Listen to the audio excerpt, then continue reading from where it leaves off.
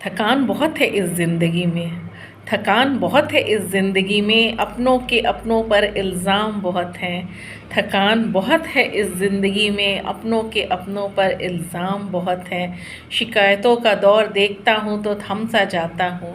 शिकायतों का दौर देखता हूँ तो थम सा जाता हूँ। लगता है उम्र कम है, लगता है उम्र कम है, इम्तिहान बहुत है। नमस्ते दोस्तों, आज गुलजार साहब की ये पंक्तियाँ बहुत याद आ रही हैं। आज के परिवेश की जो हम अपने चारों ओर जो आज के परिवेश में देख रहे हैं, जिस तरह का माहौल देख रहे हैं, जिस तरह की चीज़ें फेस कर रहे हैं, ये एक लाइनें उन स्थिति में बहुत ही सटीक बैठती हैं। गुलजार साहब तो हैं ही अमेजिंग, एक उत्कृष्ट रचनाकार। ज़िंदगी का बहुत ही गहरा अनुभव महसूस होता है उनकी पंक्तियों से। एक एक शब्द, एक एक लाइन जीवन को छूते से जीवंत कर देते हैं। तो वाकई में हम देखें तो आज के समय में हम खुश नहीं रह पा रहे, क्योंकि हमें एक दूसरे से शिकायतें बहुत हैं। हम अपने जीवन में इतना सिमट सा गए हैं, हम इतने स्वार्थी से हो चुके हैं कि सिर्फ अपेक्षाएं करते हैं, सिर्फ अपेक्षाएं। मैंने जो अनुभव किया है, बहुत ही सूक्ष्म अनुभव मैंने ये कहा है कि आज के समय में हर इंसान सिर्फ अधिकारों की बात कर रहा है। जागरूकता तो आई है, बहुत अच्छी बात है, जागरूकता आनी भी चाहिए। एक जो हमारे ऊपर दबाव बना हुआ था, एक दबी सिमटी से ज़िंदगी जीनी पड़ रही थी कि लोग क्या कहेंगे, शायद ऐसे ही जीना होता है, बर्दाश्त करना तो नियति है। और ख़ास करके बहुओं की स्थिति पहले की बहुओं की स्थिति बड़ी विचित्र थी। एक जो उनके दिमाग में था, बर्दाश्त करने नियति है, बर्दाश्त करना होगा, नहीं करूँगी तो लोग क्या कहेंगे, पेरेंट्स को पता चलेगा तो पेरेंट्स दुखी होंगे, उनको क्यों दुख दूँ, शायद बच्चा हो जाए तो सुधार हो जाएगा, पति बदल जाएगा, सास बदल जाएगी, नंद बदल जाएगी, सॉरी तो ये एक जो परिस्थिति थी, उससे अब काफ़ी चेंज आया है। ये सुकून की बात तो ज़रूर है, लेकिन अब क्या है कि पहले भी देखो, पहले क्या स्थिति थी, घर घर का किस्सा, हर आदमी अधिकार, सास नंद बहुओं पर बहुत अधिकार दिखाती थी, कर्तव्य नहीं, उससे सिर्फ कर्तव्य कराती थी, उसके अधिकार उसे नहीं प्रदान करती थी, नहीं बताती थी। उन्हें नहीं लगता था कि ये जब किसी का घर छोड़कर आई है, सब कुछ अपना त्याग कर, तो हमें इसको गले से लगाना है। बहुत ही विडम्बना है कि लोग कन्यादान करते हैं, कन्यादान लेते हैं सिर्फ रस्मों में, परंपराओं में। कन्या का दान तुमने किया तो उसे दिल से दान करो कि हाँ बेटा तू गई, कोई परेशानी हो तो बताना, लेकिन मेरे घर के मैटर में दखल मत देना। ये नहीं कि तू अपने घर चली गई और मेरे पीछे से यही रह गई भाभीयों की ज़िंदगी नरक करने के लिए। भाई, अब ये उनका घर है, उनकी जिम्मेदारी है, उन्हें संभालने दो। ये सोच होनी चाहिए हमेशा। होता क्या था या होता क्या है, आज भी मैं देखती हूँ काफ़ी जगहों पर ऐसा है। उस तरह से तो नहीं रह गया, क्योंकि आज की लड़कियां बहुत ज़्यादा जागरूक हो चुकी हैं, लेकिन इतनी ज़्यादा कि अब वो परिवार में रहना ही नहीं चाहती हैं। पहले क्या था, परिवार में निभाना चाहते थी तो लोग निभाने नहीं देते थे, खुद परिवार वाले नहीं निभाए थे, कमज़ोर समझ लेते थे, संस्कारों को कमज़ोर समझ लेते थे। पता चला नंद के साथ ससुराल में वही हो रहा है, फिर भी वो मायके में से उसका पीछा ही नहीं छूट रहा है, वो मायके में भी वही काम कर रही है। ताने क्या सुनने को मिलेंगे, जो झेला होगा ये सब। मेरी बेटी के साथ भी ऐसा ही हुआ था, मेरी बेटी की सास ने भी ऐसा ही किया था। भाई साहब, तुम्हारी बेटी की सास ने किया था तो मुझे ये बता दो कि तुम्हारी बेटी क्या उस बहू के घर में ब्याही गई थी कि उसके माँ बाप ने बुरा कर दिया तो तेरी बेटी से बदला निकालेंगे? नहीं, लेकिन मानसिकता, बेचारी बहू सोच सोच के परेशान, भाई इसकी बेटी के साथ हुआ था इनकी, तो ये मुझे क्यों उसकी पनिशमेंट दे रही हैं। मैंने क्या किया था, बेटी भी आकर के मेरे ससुराल में तो ये होता है, मेरे ससुराल में तो वो होता है, नंदे, कुंवारी नंदे, मेरी बड़ी बहन के तो ऐसे, मेरी बड़ी बहन के तो वैसे। बाद में पता चला जब खुद की शादी होती है तो खुद को पूरी स्वतंत्रता चाहिए होती है, तब कोई अपनी बहनों को फॉलो नहीं करने चलता कि उसके ससुराल में क्या होता है, वो कैसे रहती थी, वो कैसे रहती है। मैंने तो ऐसे ऐसे घर देखे हैं भाई, सब बेटियां, मतलब स्थिति ये हुई है कि एक तो घर तो ऐसे थे मेरे पड़ोस में कि बेटी की शादी हुई, बड़ी बेटी की, पता चला 5-6 साल शादी हुए हो गया है, बहू अभी आई ही है, 15वें दिन से, मतलब 15 दिन तो घर के अंदर ही रहे। ये तो रहता है कि चल भाई रस्में हैं, रिवाज हैं, बेटियां रहती हैं, बहनें रहती हैं और नाते रिश्तेदार भी रहते हैं। बेटी ने 15 दिन में ही वहीं किराए का मकान ढूंढ करके वहीं रहने लगी। 8-9 साल से बहू की, भाभी की ज़िंदगी बर्बाद कर दी, खा खा के। पता चला पति गया सुबह ऑफिस, 8 बजे से ससुराल में बैठ, मायके में आके बैठ गई, सास ससुर को अपने छोड़ दिया, न किराए पे आके रहने लगी पड़ोस में। पता नहीं उसकी माँ को ऐसा कौन सा प्रताड़ित लोग करने लगते, बहुएं आती, और भाई प्रताड़ित करते हो तो बहू ही मतलब। अगर बहुएं इतना प्रताड़ित करने वाली होती हैं कि बेचारी बेटियों को आकर के सुबह से लेकर के रात तक रहना पड़ता है कि पति गया तो यहाँ बैठ गए, और पति के आने के टाइम से आधे घंटे पहले जाएंगे, भाई खाना वाना बना लेंगे, या फिर यहीं से लेके जाएंगे, या फिर यहीं बुला लेंगे, ऐसी कंडीशन होती है लोगों की। सोच और मानसिकता इतनी घटिया होती है। और आज कितनी लड़कियों को मैं देख रही हूँ कि नहीं भाई नहीं रहना है, अगर कुछ आपको छूट भी मिल रही है पहले के हिसाब से, तो अभी आपको काफ़ी छूट भी मिल रही है, फिर भी नहीं, अब नहीं निभाना है, अब साथ में एडजस्ट नहीं करना है। लेकिन ये अभी भी, ये थोड़ा एक इसका रेशियो फिर भी अभी कम है। बहुएं अभी भी निभाने की कोशिश करती हैं। और ये चीज़ मैंने देखा है कि आजकल के टाइम में सास भी बहुत चेंज हो चुकी हैं, वो भी अपनी बहुओं को अब देने लगी हैं अधिकार। उनको समझ में आ चुका है कि भाई साहब घर के अंदर रहना है तो हमें भी इसको इज्जत देना है, नहीं तो अब भी ये वो टाइम नहीं रहा है कि ये सुनेगी और चुपचाप और बर्दाश्त कर जाएगी। मुझे जवाब सुनने को मिलेगा। बेटों को भी लगाने बुझाने का अब कुछ नहीं चलेगा, क्योंकि बेटे भी अब समझदार हो चुके हैं। लेकिन उस पहले के टाइम में, ज़्यादा पहले नहीं, बस पहले की बात क्या करो, कुछ घरों के टाइम, घरों की बात कर लो, काफ़ी घरों में था।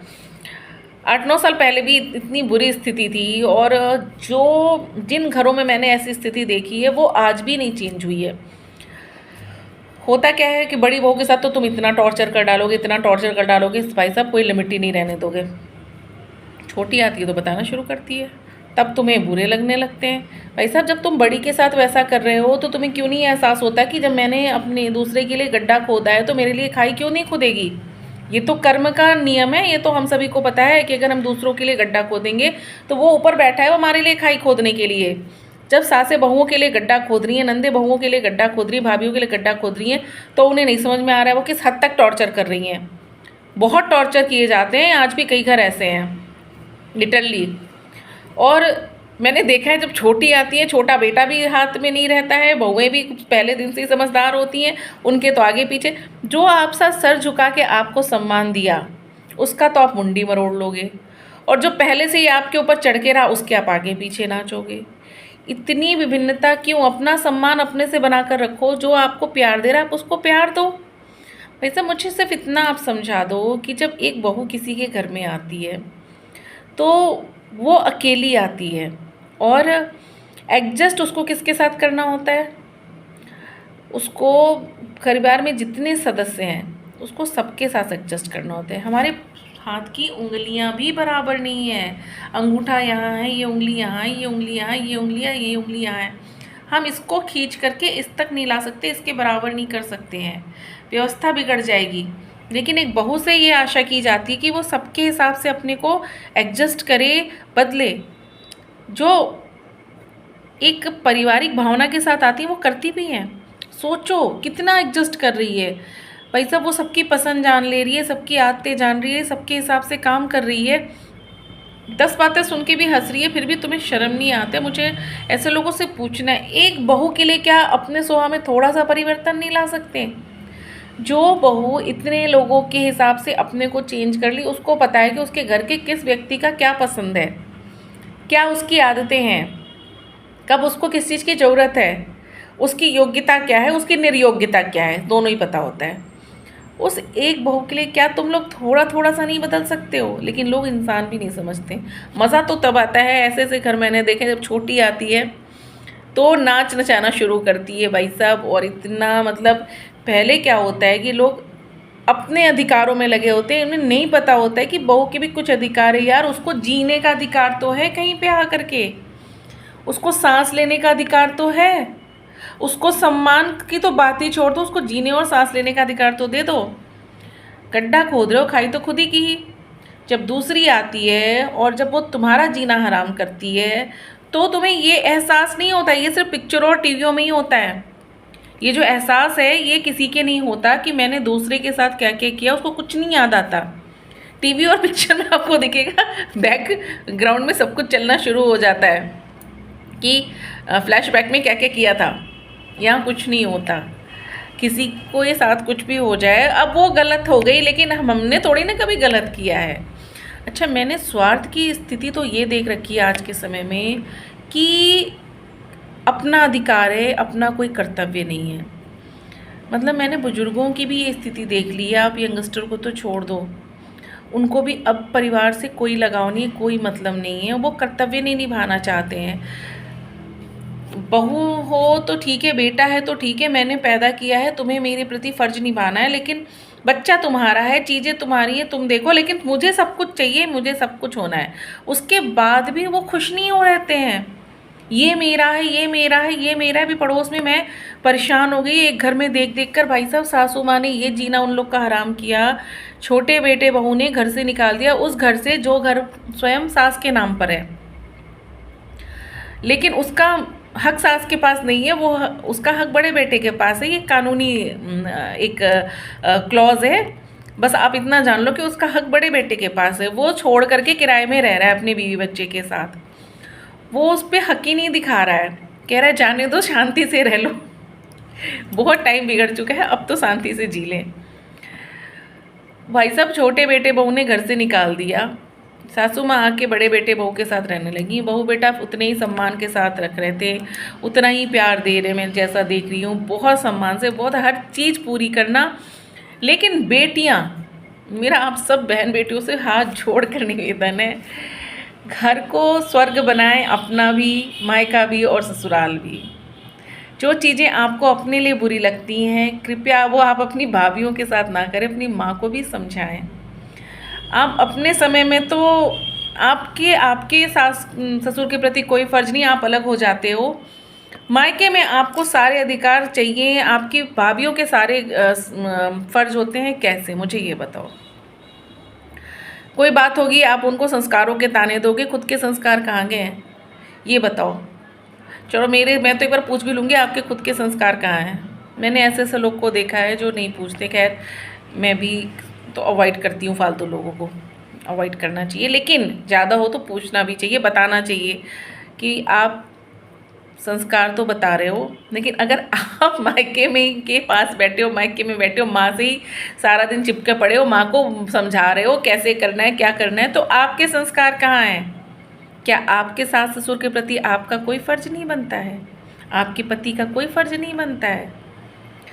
संपत्ति में बंटवारा सबको चाहिए, फ़र्ज किसी को नहीं निभाना है। ऐसे बेटे बहू को मैंने देखा है जिसका सारा संपत्ति है वो छोड़ के हट गए हैं, और शांति से, कि तुम भी शांति से जी लो, मैं मेरा कर लो और मुझे भी जीने दो।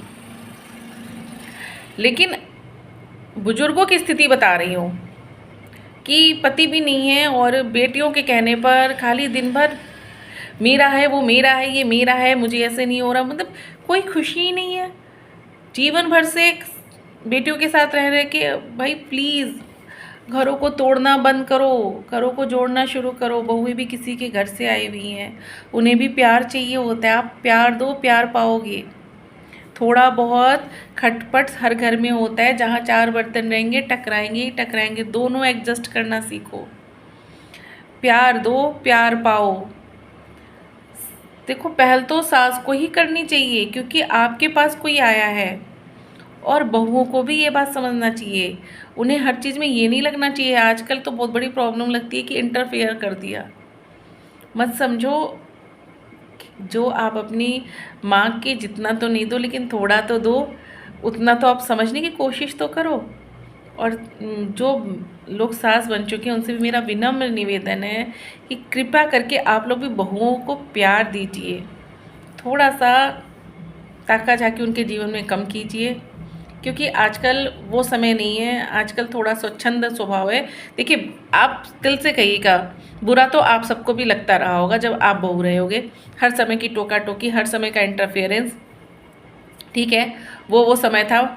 वो समय सहन शक्ति बहुत ही प्रबल थी, सिखा के समझा के ये भेजा जाता था, कोई नहीं, सबको थोड़ा थोड़ा कम थोड़ा ज़्यादा सहना पड़ता है। एक मानसिकता भी थी कि कोई नहीं, कोई क्या कहेगा, हमें अपने घर वालों को दुख नहीं देना है, इसलिए भी सह जाते थे, या फिर थोड़ा सह लो, हो सकता है चीज़ें बदल जाएँ।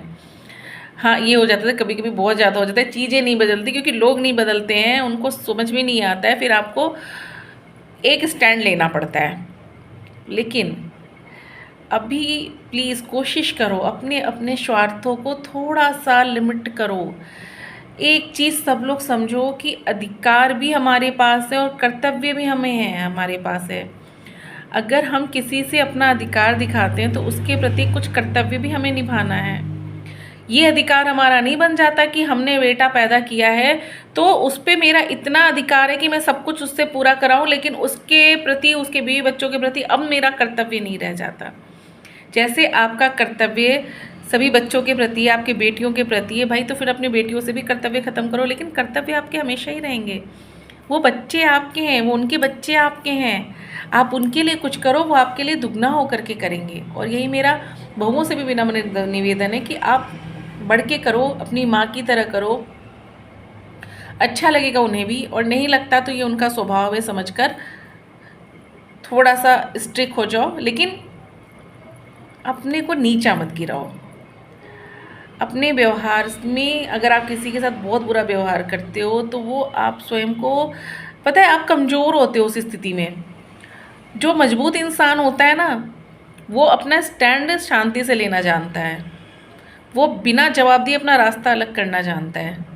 लेकिन जो इंसान कमज़ोर होता है वो दूसरों को नीचा गिराता है, चाहे वो कोई भी हो, कोई भी रिलेशन हो, कोई भी हो, बहन बहन हो, भाई भाई हो, देवर रानी जेठानी हो, सास नंद हो, सास बहू हो, नंद बहू भाभी हो, कोई भी रिलेशन हो, not even in female category, even in male category also.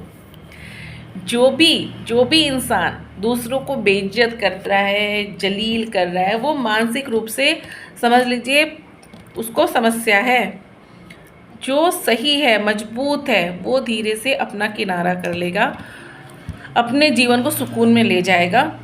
नई चीज़ों में सुधार हो सकता, परिस्थिति नहीं सुधर सकती, लोग नहीं सुधर सकते, वो उनसे अपना रास्ता बदल लेगा, लेकिन वो अपने को सुकून में रखेगा, अपने को शांत रखेगा।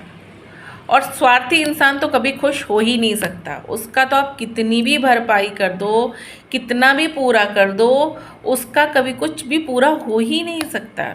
इसलिए हम सबको अपने बारे में चिंतन करना चाहिए, सबसे पहले अपने व्यवहार के बारे में, अपनी सोच के बारे में, दूसरों के प्रति अपने किए हुए व्यवहार के बारे में। हम ये तो कह देते हैं उसने ये कर दिया, उसने वो कर दिया, ऐसे कर दिया, वैसे कर दिया।